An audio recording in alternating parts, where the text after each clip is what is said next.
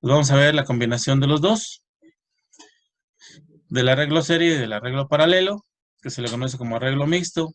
Vamos a resolver exactamente los mismos valores. Aquí tengo el voltaje de cada uno de los elementos, la corriente de cada uno de los elementos.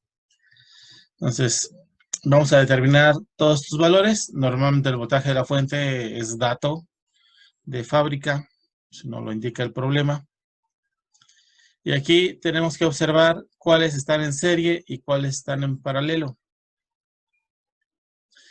Entonces, acuérdense que cuando tenemos nosotros un circuito serie, está seguida un elemento detrás del otro. Y cuando tenemos un circuito en paralelo, no hay los puntos de los extremos del elemento, como en este caso el punto del extremo de este elemento con este, sí tienen que coincidir con el punto de los elementos de los otros extremos. Entonces, estos de aquí coinciden con este extremo y con este de acá. Entonces, este arreglo que está aquí está en paralelo con este, pero es la suma de estos dos, ¿sale? Coinciden con los puntos que están aquí. Y la fuente al igual, esta fuente está en paralelo con este elemento, que es de 1000 ohms. Son los mismos valores. Y este que está aquí, viene un elemento, viene el siguiente elemento y aquí termina, ¿ok? Entonces, este está en serie, son lo que tienen que identificar en su arreglo de elementos. Este está en serie y después este está en paralelo, pero con este arreglo serie. Y a la vez este está en paralelo con la fuente. Entonces, aquí tenemos que resolver primero el arreglo serie, ¿sí? Para que nos quede una sola resistencia. Le vamos a llamar resistencia equivalente 1.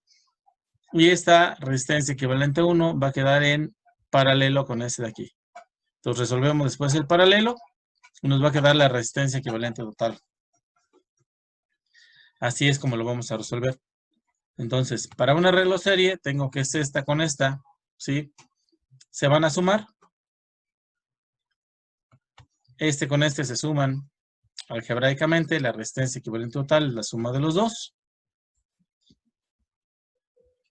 Sumo 4700 más 2200, me da 6900.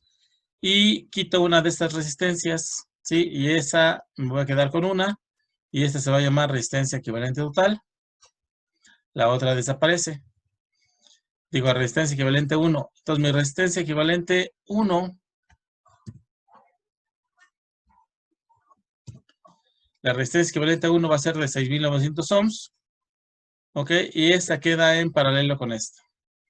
Y acuérdense que cuando tenemos un circuito en paralelo, obtenemos el equivalente como el inverso de los inversos.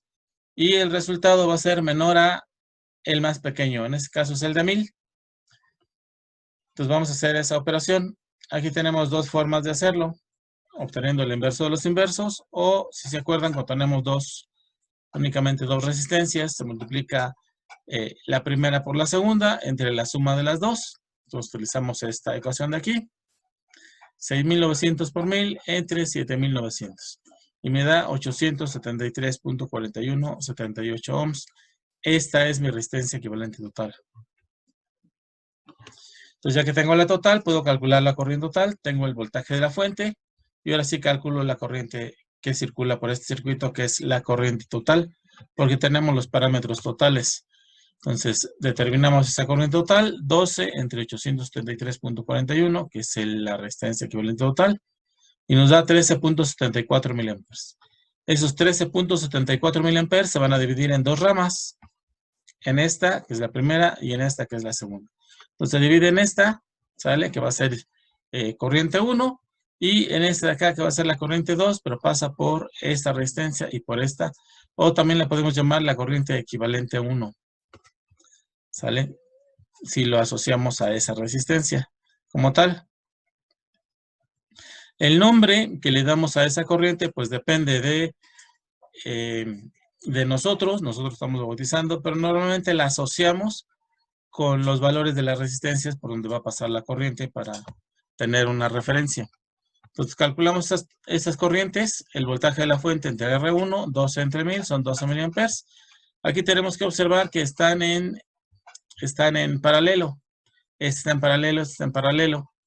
Entonces, al estar en paralelo esta con la fuente y al estar en paralelo esta con la fuente, el voltaje de esta y de esta es el mismo. Entonces puedo calcular esta corriente y esta corriente. Y esa va a ser mi corriente total. Entonces la corriente 1, 12 entre R1, son 12 miliamperes. Y para el 1374 me falta 1,74. Entonces, corriente equivalente 1, voltaje de la fuente entre resistencia equivalente 1, 2 entre 6.900, 1,74. La suma de estos dos me tiene que dar la total, lo cual ahí queda verificado. 12 más 1,74, 3,74. Entonces ya tengo yo mis corrientes totales. Al tener ya mis corrientes totales,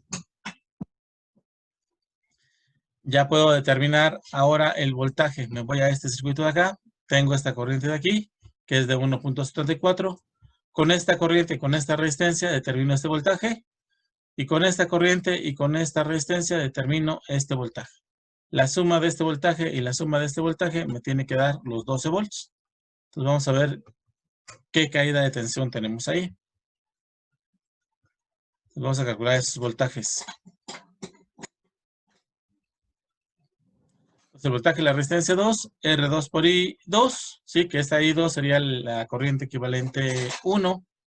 4.7 por 1,74, 8.178 volts.